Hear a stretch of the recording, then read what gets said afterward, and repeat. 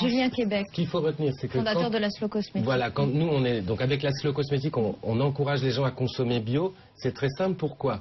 Parce que c'est la seule garantie d'avoir un cosmétique qui ne contient pas de plastique, pas de pétrochimie, pas d'ingrédients polémiques pour l'environnement. C'est déjà une très très grosse garantie.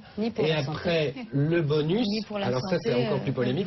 Et après, le bonus, c'est que vous avez également, selon les labels bio, une partie d'ingrédients issus de l'agriculture bio. Mais c'est pas ça le plus important. Le plus important, c'est de savoir que en consommant un cosmétique bio, vous évitez la poudre aux yeux. Il n'y a pas de plastique, il n'y a pas de pétrochimie, il n'y a pas d'ingrédients polémiques. Vous vous retrouvez avec un cosmétique plus vivant, naturel et en tout cas plutôt capable de vous apporter des ingrédients nobles pour la peau. Et c'est ça qu'on attend quand on achète un cosmétique avec des fleurs imprimées dessus ou du végétal. On a envie d'avoir quelque chose de noble à se mettre sur la peau. C'est pas toujours le cas dans les rayons conventionnels. Et donc ça c'est votre combat, Julien Québec. Vous avez signé adopter la Slow Cosmétique. Slow Cosmétique, le guide visuel. Vous êtes dans les cosmétiques, ce que faisait Jean-Pierre Coff dans l'alimentaire. Il a parrainé l'association Slow Cosmétique au tout début. C'est vrai qu'on aime bien dénoncer ceux qui trompent. On aime bien dire aux gens qu'il est possible de consommer des produits. Vous avez dû vous faire plein d'amis dans le milieu de la cosmétique. Je me suis fait des amis. Dans certaines marques. Je me suis fait plus d'amis que d'ennemis, je pense. Et puis surtout, on est là pour aider les consommateurs. Vous devez agacer un petit peu dans le monde chez les marques traditionnelles. Vous parliez de conventionnels tout à l'heure. Vous leur mettez un peu des bâtons dans les roues. Mais je pense que l'association Slow Cosmétique, elle assume ça. Elle a envie de dire aux consommateurs, je vais t'aider à décrypter l'information que la législation a prévue pour toi, parce qu'il y a tellement de marketing autour que tu as besoin de mon aide.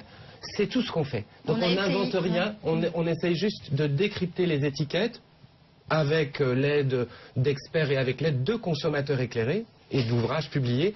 Et puis quand les gens ont pris conscience de ce qu'il y a dans leur cosmétique, mais ils vont vers la cosmétique bio, ils vont vers la cosmétique vraiment naturelle ou vers la Slow Cosmétique, puisqu'on a aussi une mention qui est décernée et qui félicite un peu comme une étoile au guide Michelin les cosmétiques vraiment honnêtes. Ce qui se passe, c'est que en effet, les dermatologues, souvent très peu habitués à la cosmétique bio, vont nous dire dans les médias « Ouh là là, attention, des huiles essentielles dans un cosmétique ».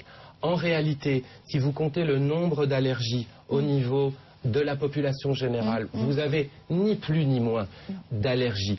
Ça, c'est un autre débat. Il ne faut pas confondre la qualité, la noblesse d'un produit bio qui est supérieur à un conventionnel. Par contre, au niveau allergénique, vous savez, il y a une marge d'erreur de toute façon en termes d'allergie provoquée qui est importante. Vous aurez la même chose. Vous pouvez très bien être allergique à un produit conventionnel. Vous pouvez très bien être allergique à un produit bio. Et cette question-là, il faut la traiter en tant que telle. C'est pas la même chose. Bien Québec, vous expliquez carrément comment faire à la maison avec des recettes, ses propres cosmétiques naturels. C'est possible. C'est une alternative parce qu'on a dit que la cosmétique bio parfois est perçue comme plus chère. Mais n'oublions pas que en Slow Cosmétique, par exemple, on peut très bien avoir recours à un produit un petit peu plus cher. Vous voyez, ici, je vous ai ramené un savon. C'est un savon qui coûte 5 €. C'est cher. C'est un savon à froid. On n'a pas joué sur les huiles végétales.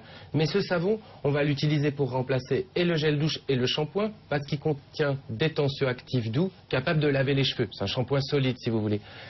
C'est ce que disait Betty, quand on consomme du bio. On fait le procès en disant bien sûr, mais ça sent pas bon. Ça, alors la cosmétique bio qui ne fonctionne pas, c'est faux.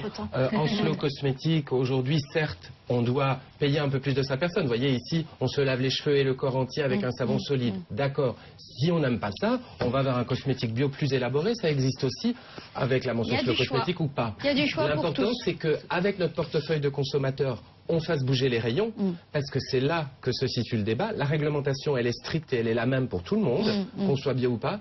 Mais les formules que Madame dénonce un petit peu avec moi, là, elle a raison, pour le segment bébé, aujourd'hui, il y a du phénoxyéthanol dans des lingettes destinées au siège de bébé. Pourquoi? C'est réglementaire, pas de problème. Mais si plus personne ne les achète, ça changera.